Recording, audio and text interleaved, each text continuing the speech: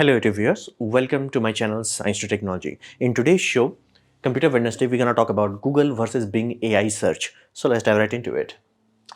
Now, we have to understand about Microsoft. Well, Microsoft is the godfather of personal computer. Whether you like it or not, it is a big deal and is the prime reason why I'm saying Bill Gates became the richest man. And it was a very big achievement simply because before him, it's not like there were no rich people. The problem was not even problem. The context of that time was either you had to be super large businessman or you had to be super large oil magnate.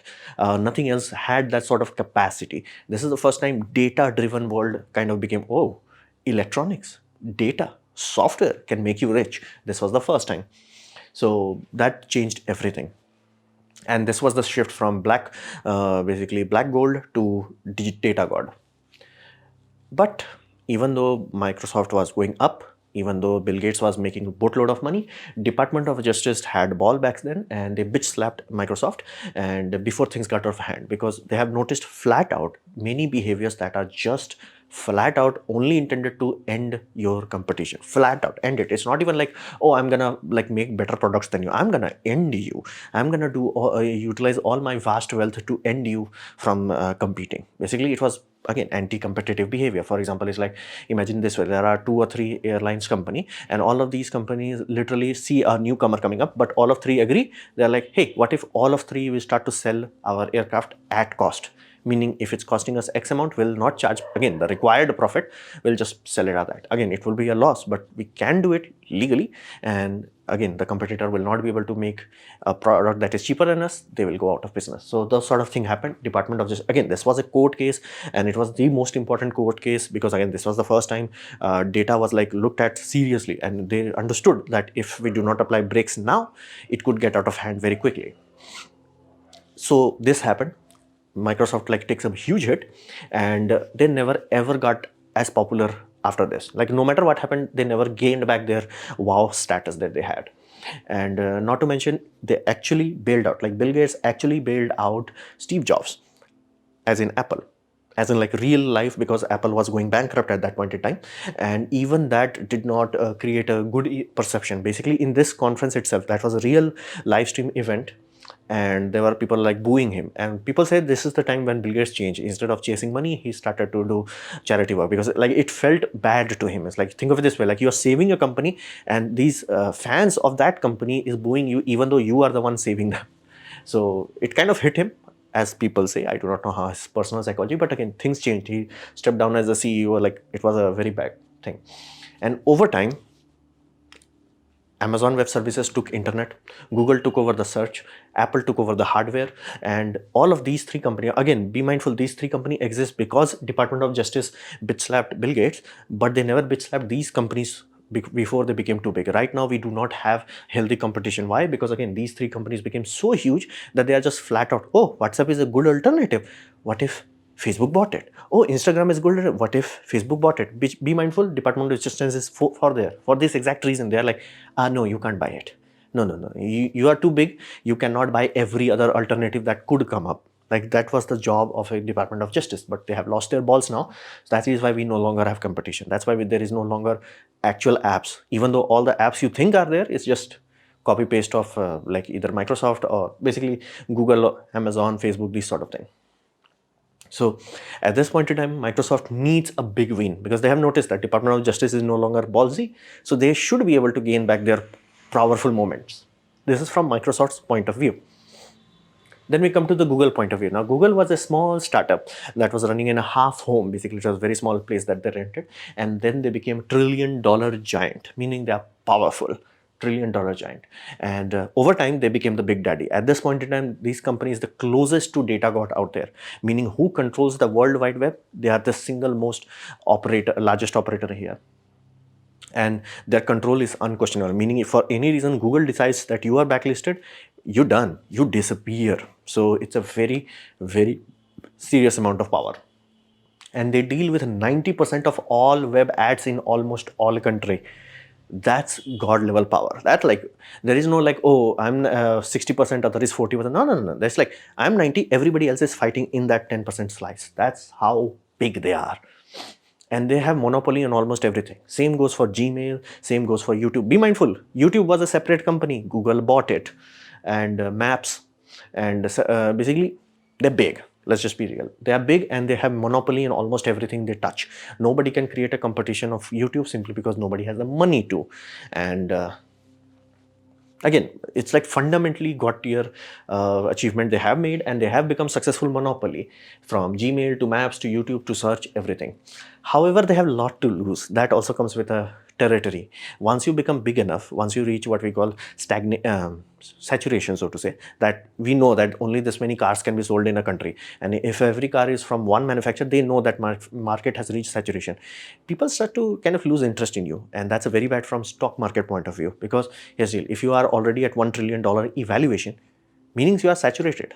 You cannot just magically go from $1 trillion to $10 trillion. That's not going to happen. But it can happen if you are a $1 million startup. You could have, like, hit it big and then go from million to billion. And it has happened. That's why people want to invest a lot of startups rather than investing in Google, because again, Google has reached saturation. So if Google makes even a tiny mistake, one bad presentation, randomly all these people who are like investing billions in Google, they're like, I'm out.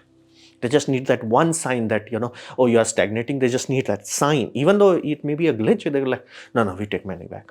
And that's why, like, you will hear big company losing billions of dollars over a minor mistake. That's the side effect of being a monopoly.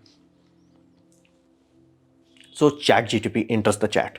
At this point in time, OpenAI is a company that was established very early on by a lot of people. A lot of people with deep pocket invested in it, which included Elon Musk, and they built a lot of products. Microsoft invested a lot of money into that, as in, like, seriously a lot of money into that. Like, they started with $1 million, then they went to $10 billion. So they invested a lot into it. Now, be mindful, this investment was not as a cash, here you go. It was more of like, okay, tell me what do you need in terms of hardware, in terms of actual compute infrastructure. They built specific hyperclusters that only Microsoft Azure know how to build. Again, it took 3 years. This was a collaboration between Microsoft and OpenAI team. It's not just like, oh, here's our server, run your code. It's like, what exactly do you need? How do you need that interconnection to work? How do you need the RAM modules to work? Basically, it was a good collaboration. That's why it was happening in the background for 3 years. And before this 3 year, the team, OpenAI team, was working on developing a very good AI, and they did develop the best chatbot out there. The end. There is no chatbot that can even come close to it. So why it is so amazing? Well, what does it have? Because again, chatbot is a common thing. It was already there. So what was so unique about this? The ability to parse meaning in a sentence. Meaning you can type a sentence, it can understand what you are trying to say, rather than just, okay, this word, search this word, search this word. What are the meaning? No. It's like word. What Google does is word searching. What these are doing is like extract the meaning out of it, create an internal documentation, using that internal documentation, do the web search. So it's fundamentally on a whole different level. Like, you can actually talk to it and it can understand what you want and it can do work for you. So it was a very big wow moment where I was like, whoa, this is possible today. Like, it's no longer, oh, 100 years in the future. No. This is not fusion. This is AI. This is like, it's here today. And Microsoft in the background, that's why I said, like, Microsoft has been playing this for very long time. Background, they bought GitHub. What does GitHub have? It's ironically one of the world's largest programming repository. Like, literally, if you can understand 100% of GitHub, or any AI that can understand 100% of GitHub, it's gonna be good. So if you ever wondered where the heck ChatGPT got the data for programming, GitHub. So bot can do, at this point in time, basic level of coding, and that is at GPT-3. Now, many people do not understand why people say this is a danger for jobs. Is that, oh, you still need someone to check it. Yeah, that's absolutely true. But that's the job of a senior programmer. That's what senior programmers do today. They could literally have, I'm a senior programmer, I could have 10 junior staff that just got out of internship and they are all working for me, and I look at their code and I'm like, dude, what the hell are you doing? And it happens in every field. Like, I was a 3D game artist. Same thing would happen to me. It's like, if I ever looked at artwork of a junior, I was like, dude, what are you smoking? And if senior looked at my artwork, they're like, dude, what are you smoking? That's common. That's how life works. But here's the, what if you stop that? What if, like, hey, instead of hiring a lot of interns and paying them minimal salary, what if we just paid for paid version of ChatGPT? Now that senior programmer can do exponentially bulk more load. But here's the problem. Who will teach the next generation of interns? Who will teach them from A to B to C to D? That step, that's why it's so dangerous. It's like, yeah, senior programmers of course would be needed, but, and not to mention, the more senior programmer uses ChatGPT or this sort of model, the better this model becomes. Inherently, even their senior programmer would be needed and everything else would be sorted. So brick by brick, day by day. You cut the interns, then you cut the low level programmers, then you cut high level programmers, and randomly it's just like one person who is rich enough to afford the paid version, and then just like be patient enough, do all the documentation, voila, multi-billion-dollar software company out of thin air. That can be done.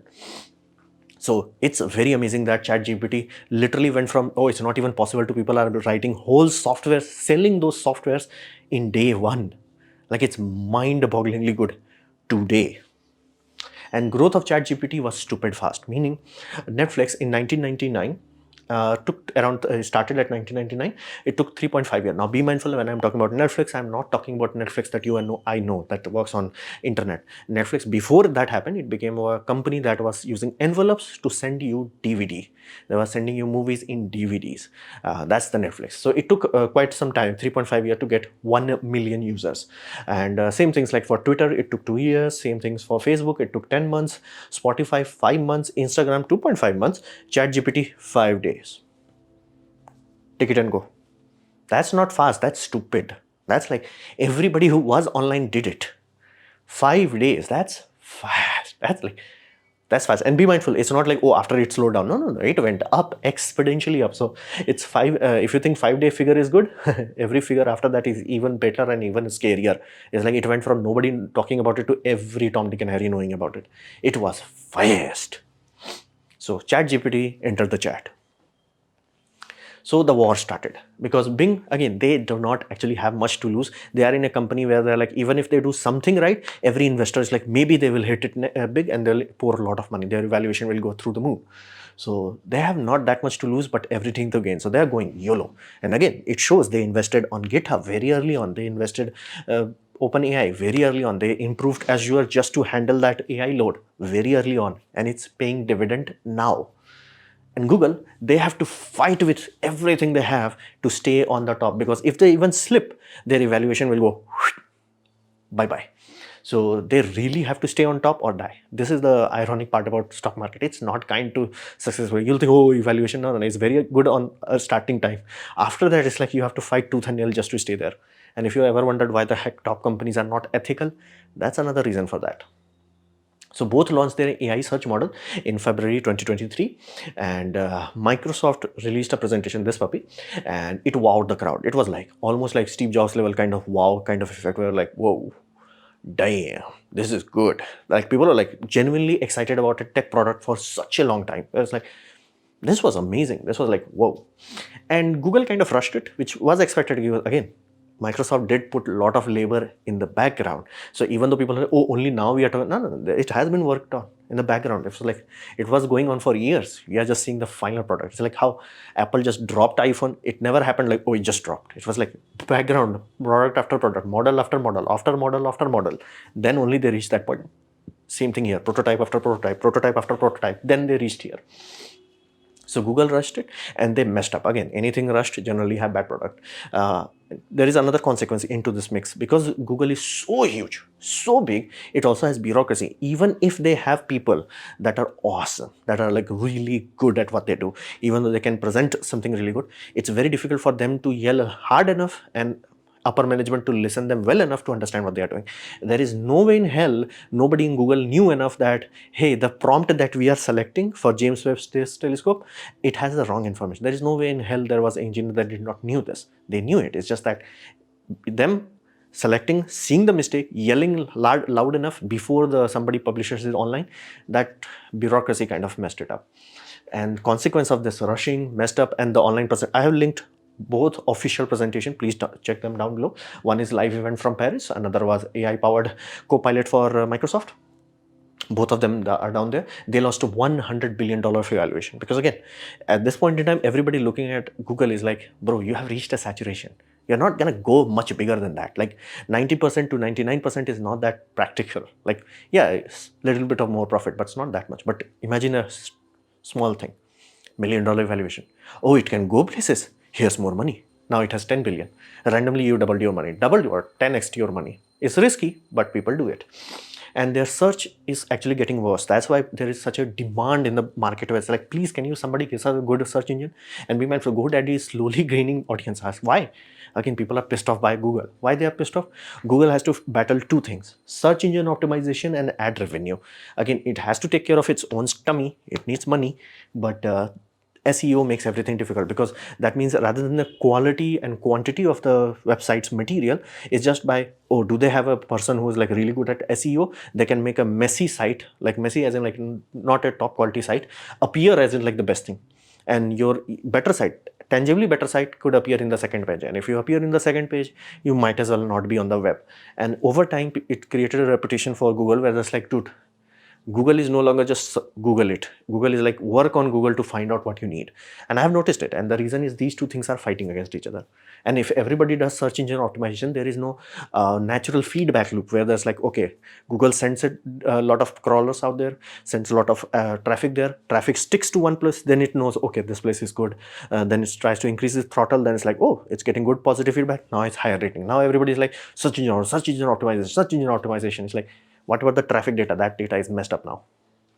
So inherently, they're not working as well as they should, or as well as people used to remember it. That's why everybody's like, Google no longer works as they remembered it. And not to mention the first few things are just ads now. So who will be the winner of this match? That's round one, and Microsoft won round one, no questions asked. But you have to understand, Google has around 3 years maximum. I'm being very generous. Generally, that's how long they have before the switchover happens, meaning from A to B. That could happen. So they really have to have a competitor really ready to go, and not just botch attempt, like truly good attempt. They need time. Again, changing habit takes time. So that's why they inherently have time. And because they are so well adjusted and integrated with financial services, they're going to be here for a while, but it could change. So they have 3 years to react to it. And Bing only has to cross that 50% threshold, because right now, if you go to ChatGPT and it's not amazing, you're like, who cares? But if it's a search engine, you do want it to work. Now, again, if you're like, hey, I'm used to Google, I understand how Google works, I can deal with its quirks, you may be like, Google is good enough. So to break that Google is good enough, you have to cross that 50% threshold. That's like, it's easier most of the time to just try ChatGPT or basically Bing rather than this. And whoever, basically these two, both of them have very serious side effects. I will explain that in future Friday video.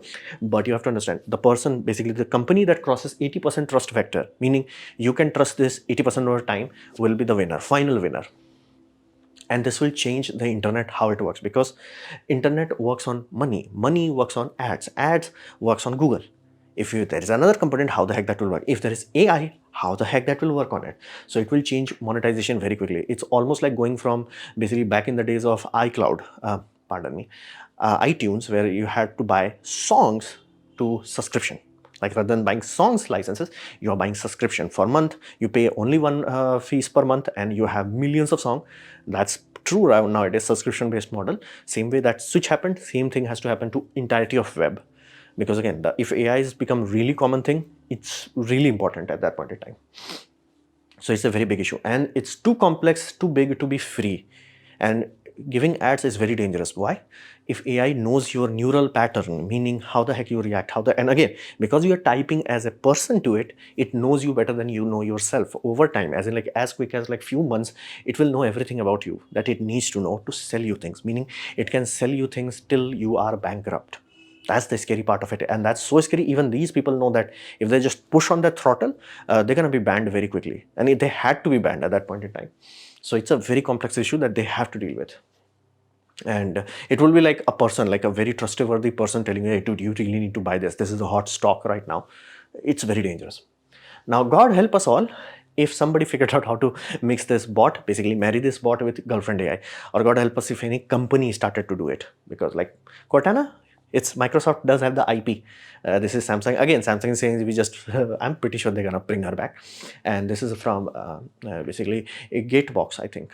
This was a Japanese system. They launched it 7 years ago. And I thought it may have died out. No, it's successful. And they have made like full-size version. They released a Western version, but again, it had like the woke kind of system. People were like, dude, just buy the original Japanese one, learn Japanese.